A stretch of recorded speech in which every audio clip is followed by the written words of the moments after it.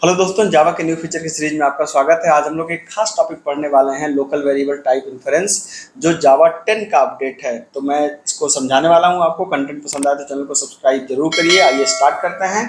करना क्या है, जैसे आपको पता है कि जावा एक स्टैटिक टाइप लैंग्वेज है। मतलब आपने कहा INT, अगर आपको एक इंटीजर वेरिएबल देना है a, तो पहले INT a डिसाइड करो, फिर a की वैल्यू को दे दो। ठीक है। उसी तरह अगर आपको एक स्ट्रिंग वैल्यू चाहिए तो आप स्ट्रिंग का एक ऑब्जेक्ट एस बनाओ और यहाँ पे वैल्यू को आप चाहो तो एस के अंदर वैल्यू को दे दो, कोई दिक्कत नहीं है। ठीक है। अब तक जावा ऐसे काम करती थी, लेकिन जावा 10 में जावा का एक नया वर्जन, नया फीचर आया है। जिस फीचर में क्या हुआ है कि जावा कहती है कि आप वेरिएबल का टाइप मत बताओ। आपने कहा वैर, मान लीजिए वेरिएबल का नाम ए है। अब उसने कहा कि ए की वैल्यू दी आपने 10, तब चूंकि ये इंटीजर है तो अब ये हमारा प्रोग्राम आप देख सकते हैं कि अब ए का टाइप क्या हो गया, मतलब ए के अंदर 10 चला गया और हमने ए का टाइप भी नहीं बताया। अब इस प्रोग्राम को अगर आप रन कराएं तो यहाँ पे देख सकते हैं आउटपुट 10 है। तो इसका मतलब ये तो जावा ने अपना कंसेप्ट ही बदल दिया।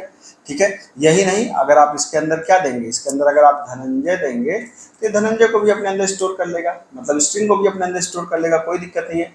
यही नहीं, इसके अंदर अगर आप कोई कलेक्शन देते हैं, जैसे मान लीजिए कि हमने कहा कि एरेज डॉट एड लिस्ट, मतलब हमने इसको अगर लिस्ट बना दिया, मान लीजिए हमने इसके अंदर 10, 20, 30, 40, 50 दे दिया, तो ये आपको एक लिस्ट की तरह काम करेगा। मतलब ए को कैसे प्रिंट करेंगे, ए को प्रिंट करने का फिर यहाँ पे तरीका अलग हो जाएगा। आपको पता है एन लैम्डा फंक्शन से आप इसको प्रिंट करा लीजिए। ठीक है। आपने एन को यहाँ पे प्रिंट करा लिया, तो अब आप देख सकते हैं ये आपका ये भी प्रिंट हो गया। ये आप देख सकते हैं सारी वैल्यूज 10, 20, 30, 40, 50 यहाँ पे आ गई। अब भाई इसका मतलब तो ये हुआ कि जावा भी पाइथन और जावा स्क्रिप्ट की तरह क्या लूजली टाइप्ड हो गई। मतलब जावा तो कैसी लैंग्वेज थी, जावा एक ऐसी लैंग्वेज थी जो स्टैटिक टाइप थी। मतलब आप पहले डेटा टाइप देते थे और डेटा टाइप देने के बाद तब उसकी वैल्यू को देते थे। स्ट्रिक्टली टाइप लैंग्वेज थी। लेकिन ये किसकी तरह काम कर रही है, तो काम कर रही है डायनेमिक टाइप की, जैसे पाइथन काम करती है और जावास्क्रिप्ट काम करती है। इसी फीचर को बोलते हैं लोकल वेरिएबल इन्फरेंस। ठीक है। अब यहाँ पर क्या मसला है, तो यहाँ पर वैसी बात नहीं है जैसी बात को हम समझ रहे हैं, थोड़ा सा फर्क है। ठीक है। थोड़ा सा फर्क क्या है वो बात यहाँ से आपको समझ में आ जाएगी कि यहाँ पे क्या होता है कि किसी वेरिएबल को आप क्या कर सकते हैं, सिर्फ जब आप उसे इनिशियलाइज करते हैं ना, मतलब जब आप डिक्लेयर करते हैं तो उसी समय वैल्यू दीजिए, और जैसे ही आप उसकी वैल्यू को देंगे तो उसका टाइप डिफाइन कर देगा। और एक बार टाइप डिफाइन हो गई, ठीक है, एक बार आपने define, no dynamic type change, मतलब एक बार आपने वेरिएबल का टाइप डिफाइन कर दिया तो उसको आप बदल नहीं सकते हैं। ठीक है।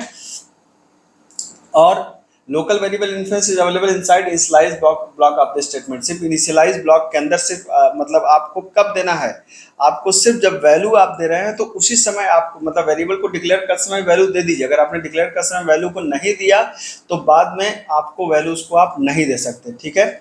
दूसरा ये कि जैसे ही आपने वैल्यू दिया तो उसने उसका टाइप को डिफाइन कर दिया। एक बार डिफाइन हो गया तो उसको दोबारा आप चेंज नहीं कर सकते।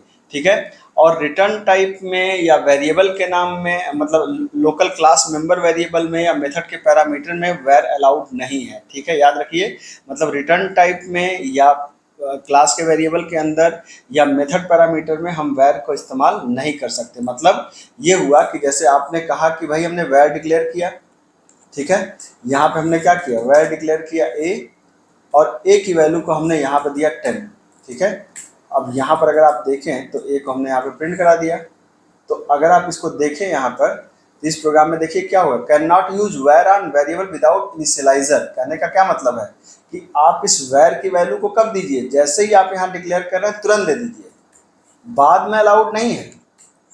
ठीक है। और एक बार आपने वैल्यू को दे दिया, जैसे आपने ए के अंदर 10 दे दिया, तो अगर आप चाहें कि ए की वैल्यू को अगर हम अब स्ट्रिंग कर दें, ए इक्वल टू मान लीजिए हमने कहा कि धनंजय, ठीक है, और फिर हमने ए को प्रिंट करने की कोशिश करी तो फिर यहाँ पे एरर आ जाएगी, क्योंकि एक बार आपने वैल्यू यहाँ पे डिफाइन कर दिया, ठीक है, तो टाइप मिसमैच कर दिया। तो स्ट्रिंग टू INT कहने का मतलब क्या है कि जैसे ही आपने इसके अंदर इंटीजर दिया तो उसने अपने आप को मैप कर लिया कि अभी वेरिएबल इंटीजर है, अब इसके अंदर स्ट्रिंग अलाउड नहीं है। इसका क्या मतलब, समझ में आ गई बात। तो इसका मतलब कि जावा ने वैर को लिया तो है लेकिन कुछ लिमिटेशंस के साथ में, बिल्कुल पाइथन और जावा स्क्रिप्ट की तरह ये काम नहीं कर रहा है। मतलब जैसे ही आप वैर वेरिएबल बनाएंगे तुरंत उसकी वैल्यू दीजिए, जैसे ही वैल्यू देंगे कंपाइलर ऑटोमेटिकली उसका टाइप डिसाइड कर देगा। एक बार टाइप डिसाइड कर दिया तो उसकी टाइप नहीं बदल सकती, उसको दोबारा वैल्यू इनिशियलाइज नहीं कर सकते हम लोग किसी और टाइप की वैल्यू को।